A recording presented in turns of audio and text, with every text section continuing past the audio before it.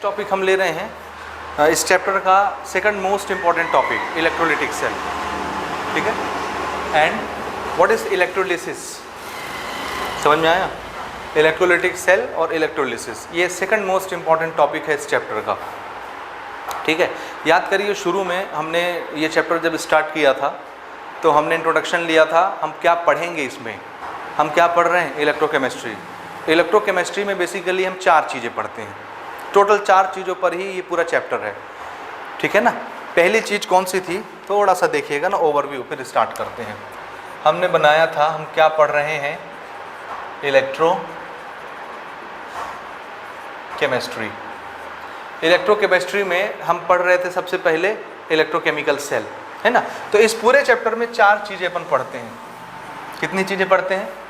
4 चीज़ें। उन 4 चीज़ों में से पहली चीज़ थी जिसको हमने पढ़ लिया गैल्वेनिक सेल, और जिसका एग्जाम्पल आपने क्या निकाला, डैनियल सेल। ये पढ़ लिया आपने, ठीक है। एक दूसरे टाइप का सेल हमको पढ़ना है और वो है इलेक्ट्रोलिटिक सेल, है ना। एक गैल्वेनिक सेल था और एक इलेक्ट्रोलिटिक सेल, ठीक है। तीसरी चीज़ जो इस चैप्टर में अपन पढ़ते हैं वो है सेकेंडरी बैटरीज, कमर्शियल बैटरी जो हम घर में यूज़ करते हैं। जैसे घड़ी में लगने वाला सेल, देखें आप ये सेल, माइक में लगने वाला सेल इससे थोड़ा सा बड़ा होता है।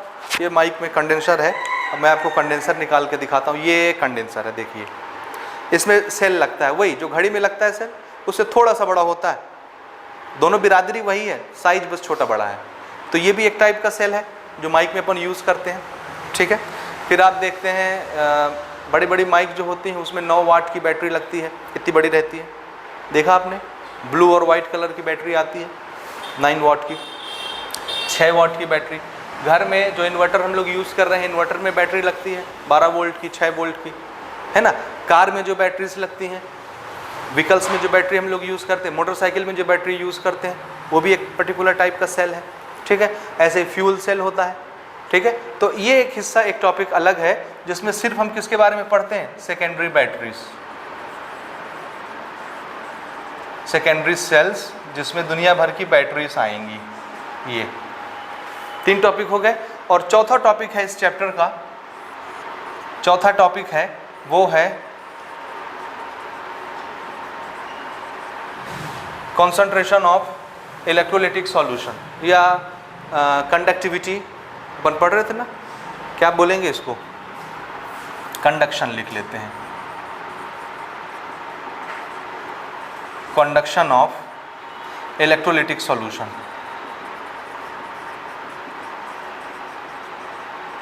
ये कंडक्शन ऑफ इलेक्ट्रोलिटिक सॉल्यूशन, कि सॉल्यूशन में इलेक्ट्रिसिटी किसकी वजह से कंडक्ट होती है, आयंस की वजह से। किसकी वजह से? आयंस की वजह से। और इसकी कंडक्टिविटी को किस किस चीज़ से हम नापते हैं, कैसे कैसे नापते हैं, ये किस पर डिपेंड करती है इसकी कंडक्टिविटी, ये सारा टॉपिक हम कर चुके हैं। कर चुके हैं कि नहीं? ये पहला लेक्चर ही हमने यहीं से स्टार्ट किया था, याद करिए। ऑक्सीडेशन पढ़ने के बाद, ऑक्सीडेशन नंबर समझ लेने के बाद हमने स्टार्ट कहाँ से किया था, यहीं से, कंडक्शन से।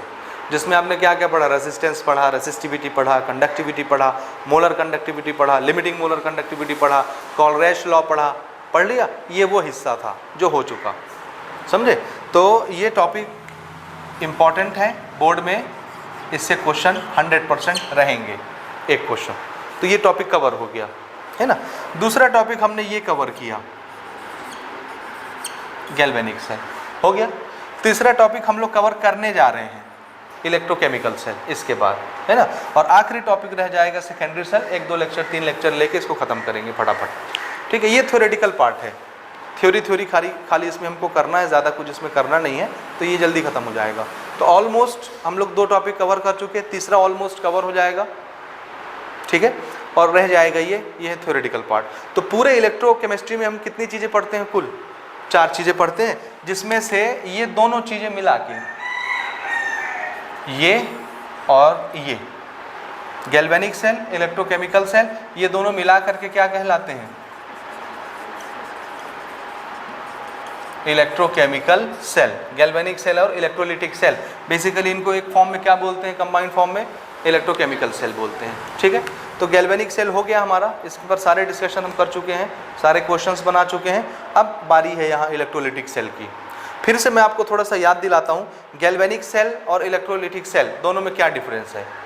तो याद रखिएगा, गैल्वेनिक सेल में हम लोग क्या करते हैं, इसमें केमिकल रिएक्शन होता है तो उससे क्या मिलती है, इलेक्ट्रिकल एनर्जी। तो केमिकल एनर्जी किस में चेंज होती है, इलेक्ट्रिकल एनर्जी में। ठीक है ना, ये है एक पर्टिकुलर टाइप का सेल, गैल्वेनिक सेल, जिसमें केमिकल रिएक्शन होता है रिडॉक्स रिएक्शन के फॉर्म में, और बाहर हमको क्या मिलती है, क्या मिलती है, हाँ, इलेक्ट्रिकल एनर्जी मिलती है, इलेक्ट्रिसिटी मिलती है, और ये रिएक्शन खुद ब खुद होती है। बैटरी वर्क करता है, हमको कुछ नहीं करना पड़ता, इसलिए ये रिएक्शन क्या है, स्पॉन्टेनियस। कैसा रिएक्शन होता है,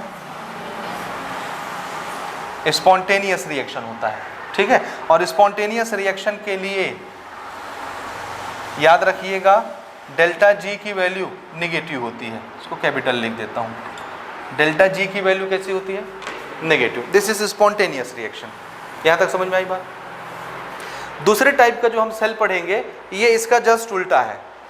इसमें हमको केमिकल एनर्जी से इलेक्ट्रिकल एनर्जी नहीं मिलती, बल्कि केमिकल रिएक्शन करवाने के लिए, रिडॉक्स रिएक्शन करवाने के लिए बाहर से हमको इनपुट देना पड़ता है, और हम जो इनपुट देते हैं वो कौन सा इनपुट होता है,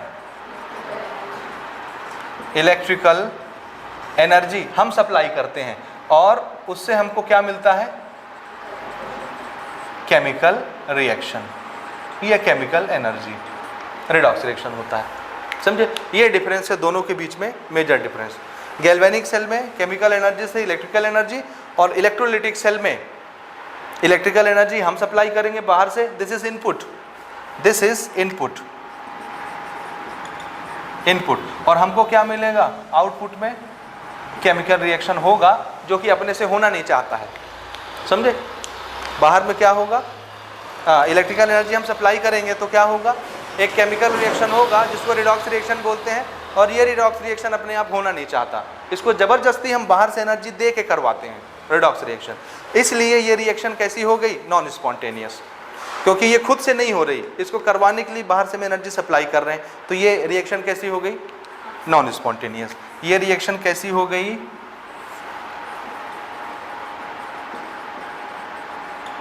नॉन स्पॉन्टेनियस रिडॉक्स रिएक्शन।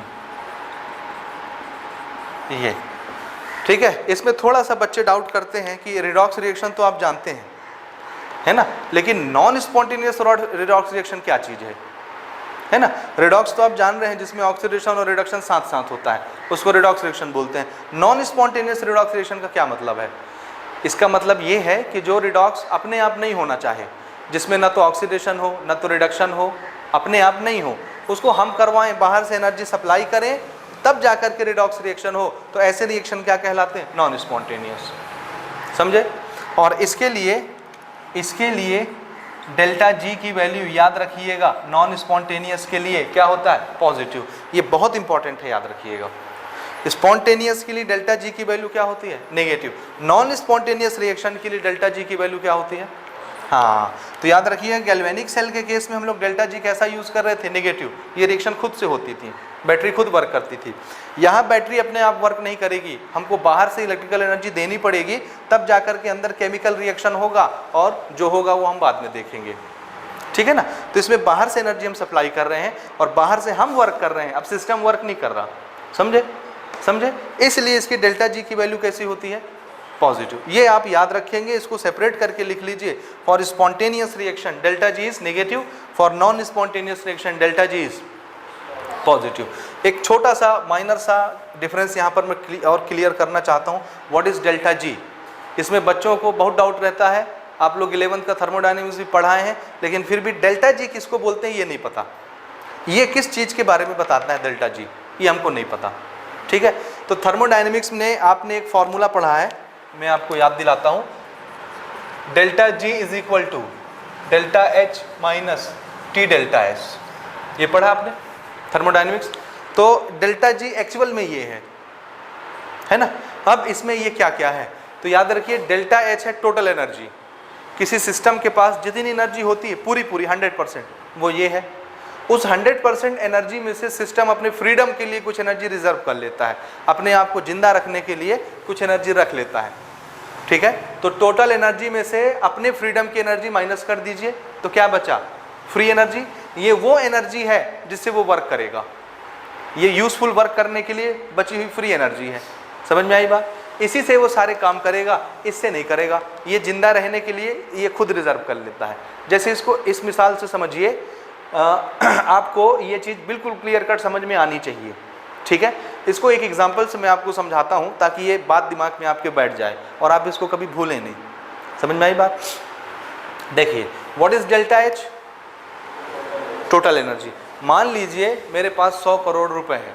कितना है, 100 करोड़ रुपए, और मेरे अंदर की इंसानियत जाग गई है, मैं दान करना चाहता हूँ। समझ में आया। टोटल मेरे पास मेरे बैंक बैलेंस में कितना है, 100 करोड़ रुपए। तो टोटल अमाउंट डेल्टा एच कितना है मेरे पास, ध्यान से देखिए। टोटल टोटल टोटल अमाउंट कितना है मेरे पास, 100 करोड़, है ना। और मैं चाहता हूँ कि मैं कुछ नेक काम कर लूँ मरने से पहले। बहुत बूढ़ा हो गया हूँ, जाने वाला हूँ, 1-2 साल बचा है मेरे जीवन में, है ना। 2 साल बचा है, मान लो डॉक्टर पहले से प्रिस्क्राइब कर चुके हैं कि आप 2 साल और जिंदा रहेंगे, बाद में निपट जाएंगे। और मेरे खाते में 100 करोड़ रुपया, क्या करूं। तो मैं चाहूँगा किसी चैरिटी फंड में डोनेट कर दूं, किसी अनाथालय में दे दूं, या अपने रिश्तेदारों को दे दूं, अपने दोस्तों को दे दूं। तुम लोग तो सुखी रहो, मैं तो जा रहा हूँ, है ना। तो मैं इसको डोनेट करना चाहता हूँ, ये टोटल अमाउंट मेरे खाते में है, ठीक है। तो 2 साल मुझे अभी जिंदा रहना है। क्या मेरी उदारता इतनी जाग जाएगी कि मैं पूरा 100 करोड़ दान कर दूंगा? ना भाई, 2 साल जिंदा रहना है, मेरे बाल बच्चे हैं, उनको जिंदा रहना है, तो अपनी फैमिली के लिए, अपने फ्रीडम के लिए कुछ तो बचा लूंगा। तो मैंने हिसाब किताब लगाया, मैंने देखा 20-30 करोड़ में मेरा काम चल जा रहा है। मेरे जो फैमिली हैं उनके लिए भी सफिशिएंट है, मेरे लिए भी सफिशिएंट है। तो मैंने क्या किया, 20 करोड़ अपनी फ्रीडम के लिए रख लिया, समझे। अपनी एनर्जी के लिए, अपने रिजर्वियर के लिए रख लिया मैंने 20 करोड़, ठीक है। तो 20 करोड़ ये मेरे फ्रीडम के लिए मैंने यूज कर लिया। ये मैं नहीं दे सकता, अगर ये दूंगा तो मैं सड़क पे आ जाऊंगा। समझ में आए ना। फिर दान पुण्य कैसे चलेगा, सिलसिला तो यहीं खत्म हो जाएगा। खुद ही नहीं है तो फिर दान पुण्य क्या करोगे, है ना। तो अपने आप को मेंटेन रखने के लिए ये मैंने रिजर्व कर लिया, अपनी फैमिली को मेंटेन करने के लिए, अपनी फ्रीडम के लिए ये हमने रख लिया। तो बचा कितना मेरे पास, कितना बचा, कितना बचा, 80 करोड़ बचा। इस 80 करोड़ से मैं क्या करूंगा, आपको दूंगा, आपको दूंगा, आपको दूंगा, देते ही रहूंगा। यूजफुल वर्क होता जा रहा है, होता जा रहा है, होता जा रहा है। समझ में आया। तो यही हाल होता है एनर्जी का। किसी सिस्टम के पास जो टोटल एनर्जी होती है, टोटल 100%, उसमें से वो सिस्टम अपने फ्रीडम के लिए, डेल्टा एस क्या चीज है, एंट्रोपी, और डेल्टा एच क्या चीज है, एंथैल्पी। एंट्रोपी कहते ही हैं रैंडमनेस को, याद आया। एंट्रोपी आपने पढ़ा है ना 11वीं कक्षा में। एंट्रोपी का मतलब क्या होता है, रैंडमनेस ऑफ सिस्टम, है ना। रैंडमनेस मतलब फ्रीडम, कोई भी पार्टिकल कितना फ्रीली मूव हो रहे हैं, कितना फ्री है, कितना फ्रीडम है, उसकी डिग्री ऑफ फ्रीडम को क्या बोलते हैं, डेल्टा एस, एंट्रोपी। एंट्रोपी क्या मेजर करता है, डिग्री ऑफ फ्रीडम, समझ रहे, degree of randomness, degree of freedom, वो डेल्टा एस कहलाता है, समझे। और डेल्टा एच क्या चीज है, टोटल एनर्जी, एंथैल्पी, जिसको हीट से आप रिलेट करते आ रहे हैं। समझ में आया। तो मेरे पास जो टोटल एनर्जी है, सिस्टम के पास जो टोटल एनर्जी है, उसमें से सिस्टम अपने आप को जिंदा रखने के लिए, अपने फ्रीडम को मेंटेन करने के लिए कुछ एनर्जी रिजर्व कर लेता है, और जो बचती है उसी से वो वर्क करता है। जैसे एक सिस्टम को पिस्टन उठाना है, तो पिस्टन उठाने के लिए वर्क करना पड़ेगा ना, और वर्क करने के लिए एनर्जी खर्च होगी। वो एनर्जी कौन सी खर्च होगी, ये वाली, समझे, क्योंकि ये खर्च नहीं कर सकता, उसको जिंदा रखने के लिए उतना चाहिए, उसने अपने आप को मेंटेन करने के लिए इतना रिजर्व कर लिया है। अब जो वर्क करेगा वो किससे वर्क करेगा, डेल्टा जी से। डेल्टा जी से available free energy, useful free energy, जिससे वो वर्क कर रहा है। समझ में आया। तो डेल्टा जी क्या चीज है, बोलिए। हाँ, ये अवेलेबल एनर्जी जिससे वो वर्क कर सकता है, यूजफुल वर्क। समझ में आई बात। अब एक सिस्टम के पास, हम तो इलेक्ट्रोलिटिक सेल की बात कर रहे थे ना, इलेक्ट्रोलिटिक सेल के डेल्टा जी की वैल्यू पॉजिटिव होती है। ये पॉजिटिव कैसे हो गई, ठीक है। देखिए ये मेरा सेल है, ये मेरा सेल है, और इसके पास अभी अवेलेबल एनर्जी कितनी है, डेल्टा जी है। उसने सब काट पीट के 20 करोड़ काट के अपना 80 करोड़ बचा रखा है। ये एनर्जी जो मैं आपको दिखा रहा हूँ ये वर्क करने वाली एनर्जी है ना। अब ये सेल, इलेक्ट्रोलिटिक सेल इतनी एनर्जी से वर्क कर सकता है ना। लेकिन दिक्कत ये है कि यहाँ पर इस सेल में वर्क हमको करना पड़ता है, ये सेल वर्क नहीं करती। सेल वर्क करती तो क्या होती, केमिकल रिएक्शन होता, बाहर हमको एनर्जी मिलती। लेकिन इसमें क्या होता है, बाहर से जब तक हम इलेक्ट्रिकल एनर्जी सप्लाई नहीं करेंगे केमिकल रिएक्शन नहीं होने वाला। तो इसमें एनर्जी कौन दे रहा है, हम दे रहे हैं बाहर से। ये इलेक्ट्रिकल एनर्जी इनपुट हम सप्लाई कर रहे हैं बाहर से। तो अगर बाहर से एनर्जी हम इसको दे रहे हैं तो इसकी एनर्जी का लेवल क्या होगा, क्या होगा। तो इसके पास 80 करोड़ पहले से हैं, बाहर से इसको काम करवाने के लिए कि तुम भैया अंदर रिएक्शन तो करो, बाहर से हम एनर्जी दे रहे हैं, हम दे रहे हैं। तो इसका 80 करोड़ घट के 65 करोड़ होगा कि 95 करोड़ हो जाएगा, बढ़ रहा है। क्यों, क्योंकि ये खुद वर्क नहीं करता, ये सेल अपने आप वर्क नहीं करता। और अगर अपने आप वर्क नहीं करेगा तो ये घटेगा क्या, उसका ये वर्क ही नहीं कर रहा, दान पुण्य नहीं कर रहा तो घटेगा नहीं। ऊपर से वर्क करवा रहा है हमसे, करवाएगा तो इसकी एनर्जी का लेवल क्या होगा, इसकी एनर्जी का लेवल और बढ़ता जाता है, और बढ़ता जाएगा, इंक्रीज होता जाएगा। इसलिए डेल्टा जी बढ़ रहा है, इसलिए वैल्यू कैसी है, पॉजिटिव। समझे, क्योंकि इसको वर्क करवाने के लिए बाहर से एनर्जी हम सप्लाई करते हैं। और अगर हम एनर्जी दे रहे हैं तो एनर्जी का लेवल क्या होता जा रहा है, बढ़ता जा रहा है। और बढ़ेगा तो डेल्टा जी क्या होता जाएगा, पॉजिटिव। याद रखिएगा, ये नॉन स्पॉन्टेनियस काम चल रहा है। हम बोल रहे हैं तुम वर्क करो, ये वर्क करने के लिए तैयार नहीं है, तो लो भैया हम ही एनर्जी दे रहे हैं, दे रहे हैं, दे रहे हैं। तो बाहर से हम एनर्जी खर्च कर रहे हैं, तब जाके ये अंदर केमिकल रिएक्शन करवा रहा है। समझे, तो ये कैसा रिएक्शन हो गया, जो अपने आप नहीं हो रहा। तो ऐसा रिएक्शन क्या कहलाता है, नॉन स्पॉन्टेनियस। और नॉन स्पॉन्टेनियस रिएक्शन करवाने के लिए डेल्टा जी की वैल्यू कैसी हो गई, पॉजिटिव। क्यों, क्योंकि एनर्जी बढ़ती जा रही, घट नहीं रही। घटती तो क्या होती, नेगेटिव। जैसे ये अपने बचे कुचे यूजफुल एनर्जी से यूजफुल वर्क कर रहा है, वर्क करता है, ये खुद ही वर्क करता है, केमिकल रिएक्शन करवाता है, इलेक्ट्रिकल एनर्जी देता है, अपने आप करवाता है। आपने गैल्वेनिक सेल में देखा, तो अगर अपने आप बैटरी वर्क कर रही है तो उसकी एनर्जी का लेवल क्या होगा, घटेगा, घट रहा है, इसलिए निगेटिव होती जा रही है वर्क, एनर्जी कम होती जा रही है। समझ में आ रहा है, ये सिस्टम हमको वर्क करके देता है। आपने पहले भी पढ़ा है, जब भी सिस्टम से हीट बाहर निकलेगा डेल्टा एच कैसा हो जाता है, नेगेटिव। और डेल्टा एच निगेटिव हुआ तो डेल्टा जी कैसा हो गया, नेगेटिव। भाई minus minus minus minus plus, लेकिन साइन किसका आएगा, माइनस। तो डेल्टा जी क्या हो गया, हाँ, जब हीट बाहर निकलती है तो डेल्टा एच कैसा हो जाता है, नेगेटिव। समझे कि नहीं, ये ऐसा होता है। समझ में आई बात, ठीक है। तो ये इसकी कहानी है, ठीक है। तो बेसिकली अब हम ये स्टार्ट करने जा रहे हैं, व्हाट इज इलेक्ट्रोलिटिक सेल। और इलेक्ट्रोलिटिक सेल में क्या होता है, इलेक्ट्रिकल एनर्जी इनपुट के तौर पे देते हैं, और उसमें सेल के अंदर क्या होता है, केमिकल रिएक्शन होता है। और ये रिएक्शन जो होता है वो नॉन स्पॉन्टेनियस है, रिडॉक्स ही होना है, जाहिर सी बात है। किसी भी बैटरी में कौन सा रिएक्शन होता है, रिडॉक्स। और रिडॉक्स रिएक्शन ये किस टाइप का है, नॉन स्पॉन्टेनियस। इसलिए इसके डेल्टा जी की वैल्यू क्या होती जाती है, बढ़ती जाती है, पॉजिटिव होती जाती है। समझ में आया, ये इलेक्ट्रोलिटिक सेल है। अब हम इसको डिटेल से स्टार्ट करेंगे, बाद में आखिरी टॉपिक ये 2-3 लेक्चर का होगा, ये लेके कवर कर लेंगे चैप्टर, ठीक है। ये नोट कर लें। तो हम लोग बात कर रहे थे इलेक्ट्रोलिटिक सेल के बारे में, है ना। अभी तक हमने ये देखा है कि इलेक्ट्रोलिटिक सेल में क्या होता है, हम बाहर से इलेक्ट्रिकल एनर्जी देते हैं तो हमको क्या मिलता है बदले में, a non spontaneous redox reaction, जो कि अपने आप होना संभव नहीं था, इसलिए बाहर से हमको एनर्जी देनी पड़ी इलेक्ट्रिकल एनर्जी के रूप में, तब जा कर के बैटरी के अंदर, सेल के अंदर नॉन स्पॉन्टेनियस रिडॉक्स रिएक्शन होगा, ठीक है। और हमको पता है इस सेल के लिए डेल्टा जी की वैल्यू कैसी होने वाली है, negative, positive, positive. Non spontaneous किसी भी रिएक्शन के लिए डेल्टा जी कैसा होता है, पॉजिटिव होता है। तो पहला फंडा याद रखिए, इसमें होता क्या है, इलेक्ट्रिकल एनर्जी से केमिकल एनर्जी मिलती है हमको, ठीक बात।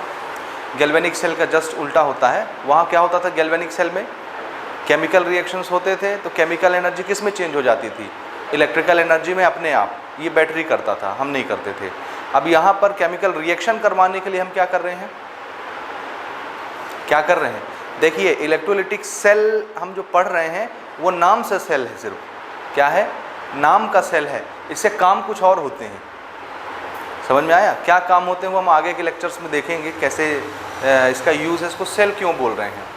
सेल ये सिर्फ नाम का है, याद रखिएगा। एक्चुअल सेल जो है वो गैल्वेनिक सेल था, डैनियल सेल, ठीक है। इलेक्ट्रोलिटिक सेल सिर्फ नाम का सेल है, ये वो काम नहीं करता जो बाकी सेल करते हैं, ठीक है। तो ये क्या करता है, ये हम आगे देखेंगे ये क्या करता है, ठीक है। चलिए अब हम इसको स्टार्ट करेंगे। तो पहला मूल मंत्र याद रखिए, व्हाट इज इलेक्ट्रोलिटिक सेल। तो आंसर है in which electrical energy is converted into chemical reactions और केमिकल एनर्जी, ठीक है। और डेल्टा जी यहाँ कैसा है, पॉजिटिव है, क्योंकि रिएक्शन कैसा है, नॉन स्पॉन्टेनियस रिडॉक्स रिएक्शन, ठीक है। ये दिमाग में रहेगा आपके, पक्का पक्का। अब सबसे पहले ये स्टार्ट होगा इलेक्ट्रोलिसिस से। सबसे पहले हम देखेंगे इलेक्ट्रोलिटिक सेल में what is the meaning of electrolysis. तो 2 लाइन का छोटा सा डेफिनेशन लिख लीजिए। इलेक्ट्रोलिसिस का मतलब ये होता है कि किसी भी सॉल्यूशन में जब हम इलेक्ट्रिक करंट पास कराते हैं, ठीक है, वो सॉल्यूशन किसी भी टाइप का हो, चाहे आपने एक्वस सॉल्यूशन बनाया हो या मोल्टन स्टेट में सॉल्यूशन बनाया हो, ये हम आगे डिस्कस करेंगे क्या क्या है। किसी भी टाइप के सॉल्यूशन में इलेक्ट्रिक करंट पास करवाएं तो वो जो सॉल्यूशन इलेक्ट्रोलाइट से मिलकर के बना है, जिस इलेक्ट्रोलाइट का सॉल्यूशन है वो इलेक्ट्रोलाइट अपने आयन में टूट जाएगा, डिसोसिएट हो जाएगा। यही प्रोसेस इलेक्ट्रोलिसिस कहलाती है। इलेक्ट्रिक करंट पास करिए, इलेक्ट्रोलाइट क्या होगा, अपने आयन्स में डिसोसिएट हो जाएगा। This process is known as electrolysis. तो नोट करिए what is electrolysis, the process of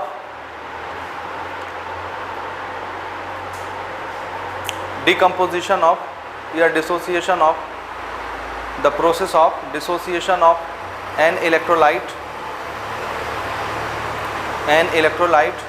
into its respective ions, the process of decomposition या dissociation of electrolyte into its respective ions when electric current is passed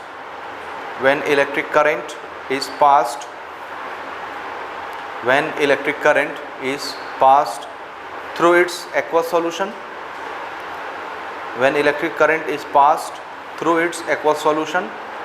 or in या क्या लिखा आपने, electric current is pass through it's aqueous solution और molten state, molten या fused, कुछ भी लिख लीजिए, मोल्टन स्टेट, ठीक है। ये प्रोसेस इलेक्ट्रोलिसिस कहलाती है, ठीक बात, ठीक। अब आइए इलेक्ट्रोलिटिक सेल की तरफ हम आगे बढ़ते हैं, ठीक है। अब इस सेल को थोड़ा ध्यान से समझिएगा, एक एक पॉइंट इसका क्या होता है, कैसे होता है, ठीक है। और ये 1 मार्क 2 मार्क में एक क्वेश्चन भी आता है, differentiate between electrochemical cell and electrolytic cell. Electrochemical cell से उनका मतलब होता है गैल्वेनिक सेल से, हालांकि दोनों सेल मिला करके क्या कहलाते हैं, इलेक्ट्रोकेमिकल सेल। लेकिन क्वेश्चन इस फॉर्म में आएगा, differentiate between electrochemical cell and electrolytic cell. तो इलेक्ट्रोकेमिकल सेल से उनका मुराद क्या है, गैल्वेनिक सेल। तो गैल्वेनिक सेल और इलेक्ट्रोलिटिक सेल के बीच में आपको डिफरेंस लिखना रहता है 4-5 पॉइंट। ये 1 और 2 मार्क के लिए आता है क्वेश्चन, ठीक है। तो अगर इसकी बताई हुई सारी बातें आपके दिमाग में रहेंगी, गैल्वेनिक सेल की सारी बातें आपके दिमाग में रहेंगी, तो आप 10 पॉइंट लिख लेंगे डिफरेंस के, ठीक है। इसलिए इसको बिल्कुल deep by deep 1 by 1 step समझते चलिए, एक एक पॉइंट, ठीक है। सबसे पहले देखिए, अगर हम इलेक्ट्रोलिटिक सेल बना रहे हैं तो ये सेल कैसा दिखेगा, ठीक है। तो सेल बनाने के लिए सबसे पहले हम एक चैम्बर लेते हैं। क्या लेंगे, एक चैम्बर लेंगे, एक कंपार्टमेंट लेंगे, और वो कंपार्टमेंट हमारा ऐसा होगा। अब यहाँ मज़े की चीज़ ये है, गैल्वेनिक सेल में हम लोग 2 चैम्बर लेते थे ना, यहाँ पर एक चैम्बर लेंगे, सिर्फ एक चैम्बर, ठीक है। और ये वो चैम्बर है जिसमें हम सॉल्यूशन भरेंगे। किस चीज़ का सॉल्यूशन, जिसका डिसोसिएशन होता है। किस चीज़ का डिसोसिएशन होता है, इलेक्ट्रोलाइट का। तो कैसा सॉल्यूशन भरना है, इलेक्ट्रोलिटिक सॉल्यूशन। कैसा सॉल्यूशन रहेगा इसमें, हाँ ये याद रखिएगा, इसमें इलेक्ट्रोलिटिक सॉल्यूशन होगा, इलेक्ट्रोलिटिक सॉल्यूशन, ठीक है। तो सबसे पहली चीज़ तो अपन यहाँ यही डिस्कस कर लेते हैं कि इसमें हमने क्या भर दिया, एक इलेक्ट्रोलिटिक सॉल्यूशन भर दिया। अब आपको ये तो डाउट नहीं है कि इलेक्ट्रोलाइट किसको बोलते हैं, इलेक्ट्रोलिटिक सॉल्यूशन किसको बोलते हैं। इलेक्ट्रोलिटिक सॉल्यूशन भरने का मतलब क्या है, किस चीज़ का सॉल्यूशन।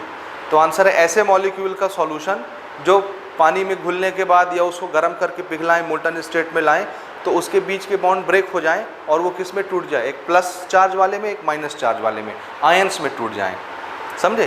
तो इलेक्ट्रोलाइट ऐसे मॉलिक्यूल होते हैं जो स्ट्रांगली इलेक्ट्रोवैलेंट बॉन्ड की वजह से चिपके रहते हैं। इलेक्ट्रोवैलेंट बॉन्ड का क्या मतलब है, आयनिक बॉन्ड, यानी ये आयन होते हैं, कैटायन और एन आयन, और कैटायन एनायन आयनिक बॉन्ड की वजह से क्या रहते हैं, हाईली स्ट्रॉन्ग फोर्स की वजह से एक दूसरे से चिपके रहते हैं और मॉलिक्यूल बने रहते हैं।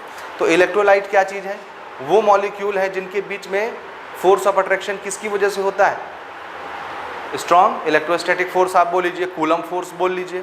प्लस माइनस के बीच में कौन सा फोर्स होता है, कूलम फोर्स, जिसको इलेक्ट्रोस्टैटिक फोर्स बोलते हैं, उसी को आयनिक बॉन्ड बोलते हैं, उसी को इलेक्ट्रोवैलेंट बॉन्ड बोलते हैं। ये सारे नाम एक ही चीज़ के हैं, समझ में आया।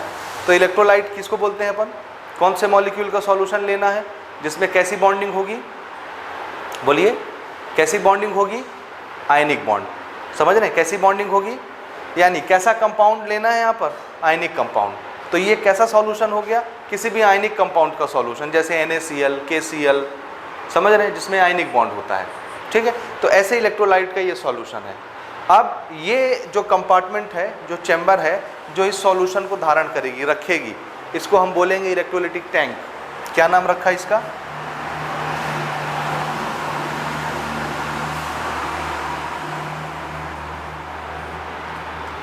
This chamber is known as electrolytic tank. क्या नाम रखा इस चैम्बर का, इलेक्ट्रोलाइटिक टैंक। यहाँ तक समझ में आया। अच्छा अब देखिए, हमने इस इलेक्ट्रोलाइटिक टैंक के अंदर एक इलेक्ट्रोलाइटिक सॉल्यूशन भरा है जो कि किसी न किसी इलेक्ट्रोलाइट का होगा, आयनिक कंपाउंड का होगा। तो सीधी सी बात है, आयनिक कंपाउंड में एक कैटायन होता है, एक एनायन होता है। तो मैं इसका नाम रख रहा हूँ, जनरल नाम। अब एज ए फार्मूला ये कोई भी हो सकता था, NaCl, KCl, HCl, कोई भी कंपाउंड जो आयनिक है अपन ले सकते थे। HCl तो वो है, कोवेलेंट कंपाउंड है। मैं यहाँ किस कंपाउंड की बात कर रहा हूँ, आयनिक कंपाउंड। तो आयनिक, किसी भी आयनिक कंपाउंड का सॉल्यूशन यहाँ पर हो सकता है। उस सॉल्यूशन, उस कंपाउंड का कोई भी नाम हो सकता है। जनरल वे में मैं उसका नाम रख रहा हूँ। देखिए मैं इसका नाम रख दे रहा हूँ यहाँ पर, इसका नाम है Ca। क्या नाम रख दिया, Ca। क्यों रख रहे हैं, C is stand for cation, A is stand for anion, और कैटायन एनायन मिल करके क्या बनाते हैं, आयनिक कंपाउंड। तो ये इस टाइप का, ये एक पर्टिकुलर टाइप है। नाम तो कोई भी हो सकता है, जैसे NaCl, तो Na क्या है, कैटायन, Na+, और Cl- क्या होगा, एनायन। तो कंपाउंड का नाम क्या हो गया, NaCl, कैटायन एनायन। तो ये एक जनरल टर्म अपन रिप्रेजेंट कर रहे हैं किसी भी आयनिक कंपाउंड के लिए, समझे। तो ये किस टाइप का इलेक्ट्रोलाइट है, Ca। नाम क्या रख दिया, Ca, ठीक है। अच्छा, अगर ये Ca है तो अगर हम इस इलेक्ट्रोलाइट का सॉल्यूशन बनाएं, अब सॉल्यूशन हम दो तरह से बना सकते हैं, याद रखिएगा। सॉल्यूशन बनाने का पहला तरीका है कि इस NaCl को या Ca को किस में डाल दिए, वाटर में डाल दिए, डिसॉल्व कर दिए। तो आपको ने ये पढ़ रखा है कि कोई भी इलेक्ट्रोलाइट जब वाटर में जाएगा तो क्या होगा, डिसोसिएट होगा, आयंस में टूटेगा, आयंस मिल जाएंगे। तो एक तरीका ये है कि इसका एक्वा सॉल्यूशन बना लिया जाए इलेक्ट्रोलाइट डाल के, तो भी ये आयंस में टूट जाएगा, फ्री हो जाएगा। हमारा टारगेट ये रहता है कि यहाँ आयंस फ्री रहें, ताकि जब हम बिजली दौड़ाएं तो आयन लिक्विड के अंदर कौन चलेगा, आयंस चलेंगे, तब ना चार्ज का कंडक्शन होगा, सर्किट कंप्लीट होगा, ठीक है। तो हमारा मेन टारगेट ये रहता है कि आयंस फ्री हो जाएं। आयंस फ्री करने के लिए, अगर ये सॉलिड स्टेट में रहेगा इलेक्ट्रोलाइट, जैसे नमक की डली, तो आयंस तो उसमें मूव नहीं कर सकते। उसको मूव कराने के लिए हम सॉल्यूशन बनाते हैं। सॉल्यूशन हम पहला तरीका क्या बताया मैंने, कैसे बनाएंगे, पानी में डाल के घोल लिए, इलेक्ट्रोलाइट आयन में टूट गया, एक्वा सॉल्यूशन तैयार हो गया। तो पहले टाइप का सॉल्यूशन है एक्वा सॉल्यूशन, ठीक है। एक दूसरा तरीका भी है इसका सॉल्यूशन बनाने का। हमने नमक की डली ली, NaCl, और उसको गर्म कर दिया। काफ़ी हाई टेम्परेचर पर जब आप उसको गर्म करेंगे तो आप देखेंगे नमक पिघल गया। वैसे भी आप देखते हैं गर्मी के दिनों में जो नमक की डली होती है वो चिपचिपी हो जाती है ना, यानी पिघल रही होती है। तो आप थोड़ा सा और गर्म कर देंगे तो नमक क्या हो जाएगा, पिघल जाएगा। पिघला मतलब इनके बीच का आयनिक कंपाउंड, आयनिक बॉन्ड क्या हो गया, टूट गया। तो आयंस फ्री हो गए, लिक्विड स्टेट में आ गया ना पिघल के। तो ये है, इसमें हमने वाटर नहीं मिलाया है, सिर्फ पिघलाया है। अगर पिघलाया है तो इसमें सिर्फ कौन होगा, Na+Cl-। वाटर बिल्कुल नहीं है। लेकिन ये अगर वाटर नहीं है तो भी लिक्विड स्टेट में तो आ गया ना, आयंस फ्री हो गए, तो हम उसको भी भर सकते हैं एज ए सॉल्यूशन, समझ रहे। तो दो टाइप का सॉल्यूशन यहाँ पर हम बना सकते हैं, एक्वा सॉल्यूशन इलेक्ट्रोलाइट का, और दूसरा इलेक्ट्रोलाइट को मोल्टन स्टेट में भर दीजिए, पिघला लीजिए गर्म करके और उसको भर दीजिए, वो भी सॉल्यूशन की गिनती में आएगा। यहाँ तक समझ में आ गई बात, ठीक है। अच्छा, अब अगर ये इलेक्ट्रोलाइटिक सॉल्यूशन है, इसका मतलब है इस सॉल्यूशन में कैटायन और एनायन बहुत सारी मात्रा में होंगे, सब रैंडमली इधर उधर मूव कर रहे हैं। कौन कौन, अगर ये कैटायन एनायन है तो यहाँ पर Ca+ होगा, कहीं A- होगा, कहीं A- होगा, तो कहीं C+ होगा, ऐसे। पूरे इलेक्ट्रोलाइटिक सॉल्यूशन में बहुत सारे आयन हैं, कैटायन भी हैं, एनायन भी, और सब रैंडमली इधर उधर मूव कर रहे हैं। ठीक बात, यहाँ तक समझे? अच्छा, अब हम इसमें इलेक्ट्रोड लगाते हैं। ठीक है, इलेक्ट्रोड लगाने के लिए भी एक शर्त है। इलेक्ट्रोड भी 2 टाइप का हम यूज़ कर सकते हैं। ठीक है, कितने टाइप का? 2 टाइप का। वो 2 टाइप क्यों अपन बना रहे हैं वो भी हम डिस्कस करेंगे। इलेक्ट्रोड अभी तो हम यहाँ पर बताते हैं आपको। एक इलेक्ट्रोड मैंने लगाया, यहाँ पर एक इलेक्ट्रोड हमने डिप किया ऐसे, और यहाँ पर एक इलेक्ट्रोड डिप कर लिया, ये इलेक्ट्रोड भी डिपेंड करता है कि किसका बना हुआ है, किस टाइप का इलेक्ट्रोड है। ठीक है, एग्जाम्पल के तौर पर अभी थोड़ी देर के लिए मैं बोल रहा हूँ कि ये इलेक्ट्रोड है प्लेटिनम का, और ये इलेक्ट्रोड भी है प्लेटिनम का। Why we take platinum electrode? इसलिए क्योंकि प्लेटिनम क्या है, इनर्ट मटेरियल है, किसी से रिएक्शन नहीं करेगा। तो इस चैम्बर के अंदर जो केमिकल रिएक्शंस होने वाली हैं, बाहर से हम इलेक्ट्रिक एनर्जी सप्लाई करेंगे तो अंदर में केमिकल रिएक्शन होगा, यही तो है इलेक्ट्रोलाइटिक सेल। अंदर में जो केमिकल रिएक्शन होगा उसमें ये इलेक्ट्रोड पार्टिसिपेट नहीं करेंगे, यानी रिएक्शन को इंटरफियर नहीं करेंगे, डिस्टर्ब नहीं करेंगे। समझे? क्यों? क्योंकि ये हमने किस टाइप का मेटल चुना है, जो किसी से रिएक्ट नहीं करता, इनर्ट मेटल। तो इसको क्या बोलेंगे? Inert electrode. This electrode is inert electrode. ठीक है, कैसा इलेक्ट्रोड हमने चुना है? इनर्ट। इनर्ट इलेक्ट्रोड का क्या मतलब है? जो केमिकल रिएक्शन में पार्टिसिपेट नहीं करेगा। तो ओवरऑल सॉल्यूशन के अंदर जो रिएक्शन होगी सिर्फ उसी को हम ले लेंगे, इसके रिएक्शन से हमको कोई लेना देना नहीं, क्योंकि ये रिएक्ट ही नहीं कर रहा। इसी तरह प्लेटिनम की तरह एक और मेटल होता है ग्रेफाइट। तो ग्रेफाइट के रॉड भी हम डाल सकते हैं, और ग्रेफाइट भी इनर्ट ही माना जाएगा। ठीक है, अदरवाइज अगर हमने कोई रिएक्टिव मेटल ले लिया, जैसे जिंक हो गया, कॉपर हो गया, सिल्वर हो गया, समझ रहे हैं, अगर इसके इलेक्ट्रोड हमने डाले तो आप पहले पढ़ चुके हैं कि गैल्वेनिक सेल में जब हम इसको डालते हैं जिंक के, मरकरी, जिंक के, सिल्वर के, कॉपर के इलेक्ट्रोड्स, तो क्या होता है? वो भी रिएक्शन में पार्टिसिपेट करते हैं। किसी से आयन टूट के सॉल्यूशन में आता है, कहीं सॉल्यूशन के आयन उसमें डिपॉजिट होते हैं, ये आपने पढ़ा है ना गैल्वेनिक सेल में। तो वो भी रिएक्शन में पार्टिसिपेट करने लग जाएंगे अगर ये रिएक्टिव इलेक्ट्रोड हो गए तो। समझे कि नहीं समझे? रिएक्टिव इलेक्ट्रोड हो गए तो वो भी रिएक्शन में पार्टिसिपेट करेंगे। तो हम दोनों टाइप के इलेक्ट्रोड यूज कर सकते हैं, बस कंडीशन चेंज हो जाएगी, कहानी बदल जाएगी, और कहानी हमको समझ में आनी चाहिए। ठीक है, तो अभी समझाने के लिए मैं कैसा इलेक्ट्रोड ले रहा हूँ? इनर्ट टाइप का, जो कि केमिकल रिएक्शन में हिस्सा नहीं लेगा। यहाँ तक समझे बात? अच्छा, अब देखिए, यहाँ पर जो इलेक्ट्रोलाइट सॉल्यूशन हम ले रहे हैं,